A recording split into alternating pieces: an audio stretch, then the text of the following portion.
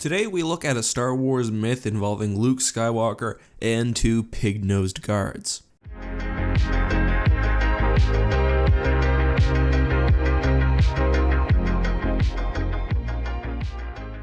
Hey guys, this is EckhartsLadder. Hello and welcome to a brand new Star Wars myth-busting series. In this first episode, we'll be looking at whether Luke really choked those Gamorrean guards in Return of the Jedi. If you guys would like to see this become a recurring show on this channel, make sure to give this video a like and let me know any other myths that you'd like me to take a look at. In this episode, we'll be examining not only Return of the Jedi itself, but also the other Star Wars movies and various secondary sources. So let's get right into it with a quick look at the scene.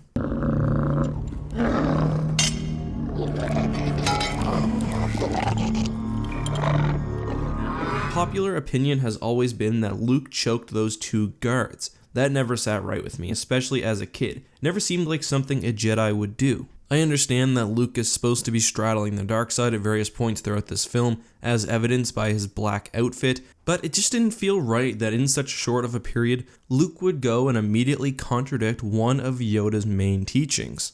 But how am I to know the good side from the bad? You will know when you are calm, at peace, passive.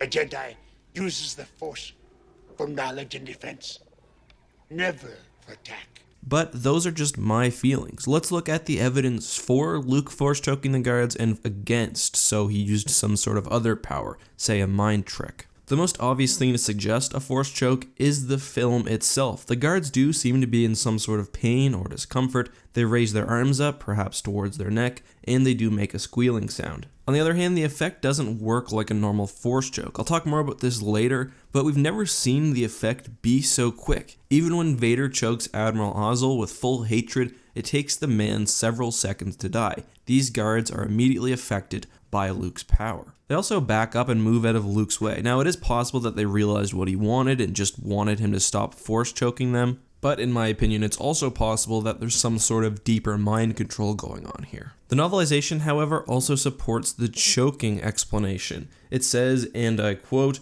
"Almost immediately two Gamorreans stepped up, blocking his path. One spoke in a voice that did not invite debate. No Chuba. Luke raised his hand and pointed at the guards. Before either could draw a weapon, they were both clutching their own throats, choking, gasping. They fell to their knees." So this is interesting. Unlike the movie, there's no inconsistency here. However, it is obvious that the scene does somewhat differ from what actually happens in the film, and especially where this has been explicitly contradicted by later works, I do question the book's authority. Remember, this wasn't written by George Lucas, it was written by James Caan and is an interpretation of the movie itself. Lore-wise, novelizations can be very useful, especially where depth is being added, new scenes or characters, or background is being expanded upon. In this case, however, where it's just an interpretation of something that happens within the movie, I'm not sure how much weight to place on it. Let's look at the script and see if that helps further our interpretation. It says two giant guards move to block Luke's path. Luke halts. Luke raises his hand and points at the puzzled guards, who immediately lower their spears and fall back. The young Jedi lowers his hand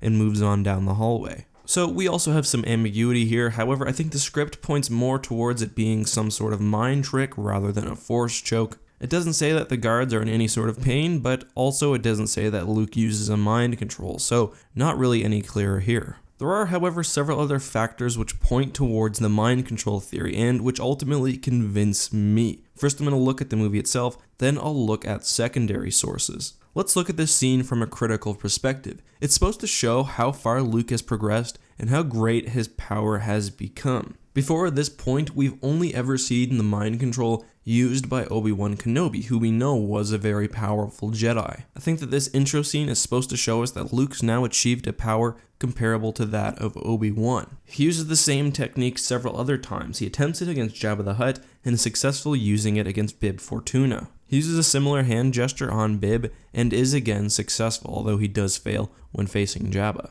Going back to the idea that this is supposed to show that Luke is straddling the dark side, I'm not necessarily sure if that's the case. That's done sufficiently through the use of lighting and through Luke's dark clothing.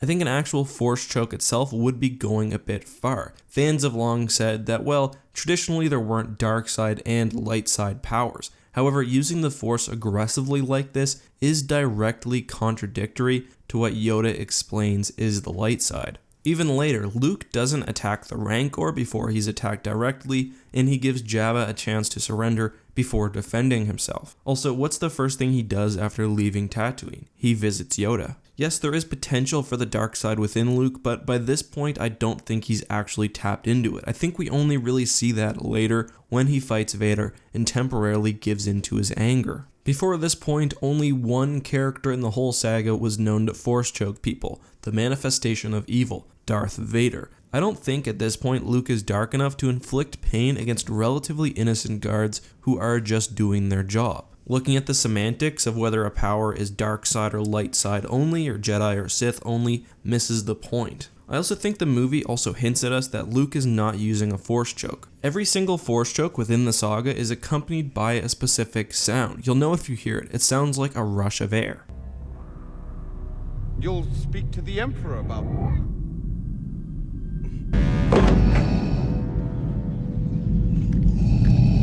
Or given you clairvoyance enough to find the rebels' hidden fort. You brought him here to kill me! No! Let her go, Anakin! And again, this is every force choke for the original trilogy, prequel trilogy, Rogue One, and the Clone Wars. You can even hear the sound when Obi-Wan and Anakin are fighting Dooku on the invisible hand. Admittedly, anything after the original trilogy is less useful when looking at the scene. However, the sound was never added in any of the special editions, and by the time of Return of the Jedi, it had already become a continuing theme. If the goal here was to show Luke using the dark side, an inclusion of the sound effect in one that's only been used by Darth Vader would have been very powerful, especially where there's not a whole lot of music. We know just how intentional sound design in the Star Wars movies was, with each individual force power or vehicle or technology having its own distinctive sound, so for me it's very telling that the force choke whoosh was not included here. Another argument for the mind control and against the force choke comes from Heir to the Empire, which is not just any expanded universe book, it was the very first novel of the Thrawn trilogy, and which really kicked off the post-Endor expanded universe. In that novel we get the following quote: "Looks like we're the attack front then," Luke said. A stray memory flicked through his mind, walking into Jabba's palace on Tatooine 5 years ago, using the Force to befuddle the Gamorrean guards. We know that Timothy Zahn worked extremely closely with Lucasfilm when crafting Heir of the Empire, given again that it was an integral part of the new expanded universe. This was also before the prequels, so it's not like Lucasfilm was trying to retcon the scene in order to bring it in line with later lore. There was really no later lore. I think it was more them trying to fix an interpretation error by the fans and from within the Return of the Jedi novelization. I think for Heir to the Empire to come out after the Return of the Jedi novelization and to explicitly ignore previously established lore gives us a huge hint about Lucas's intention with this scene. It should be noted that in the junior novelization of Return of the Jedi, which was released in 2004, Luke also mind controls the guards, rather than force choking them. It is notable because a version of this book with the exact same sentence was adapted to canon, so the official explanation within canon is that Luke used a mind trick, not a force choke. There may be other references within either the expanded universe or the new canon which explain this scene, but just off memory I can't think of any. Those are really all of the points that I have for and against the force choke here. To summarize, going visually off the film alone, I think there is some ambiguity, although it leans more toward it being a force choke. You see that the guards are in some sort of discomfort and they move quickly out of the way. However, a lot of this ambiguity comes from the fact that the Gamorrean guard costumes don't allow for a good degree of expression. What's important to me is that the mind control hypothesis is not incompatible with the scene itself. The way I always saw it is they're raising their hands to their chest to politely let Luke through. However, the novelization contradicts this idea by explicitly saying that Luke choked the two guards. I don't see this as being definitive, largely because later expanded universe works directly contradicted it, and it's likely just an interpretation of the movie itself by the author. Still have to wonder if it's wrong why Lucasfilm didn't catch it though. On the pro mind control side, most directly we have Heir to the Empire, which explicitly says that Luke used a mind control power, not a force choke. We also have the fact that if this is a force choke, it's the only instance where the accompanying sound effect is not present. Finally, although throughout Return of the Jedi, Luke is supposedly tempted by the dark side, I don't think he goes so far as to actually use this type of aggressive, harmful force power against a relatively innocent victim, or two relatively innocent victims. I don't think this myth can be directly busted. That being said, I'm fairly confident personally that Luke used a mind control. All for that reason, leave this one as unconfirmed. I'm really interested in what you guys think though.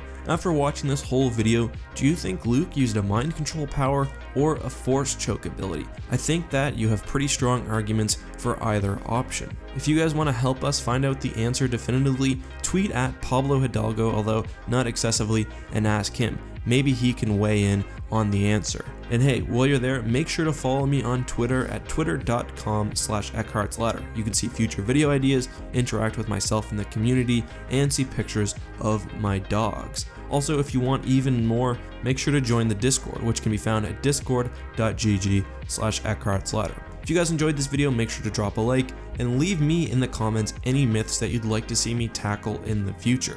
Thanks one last time, and as always, may the Force be with you.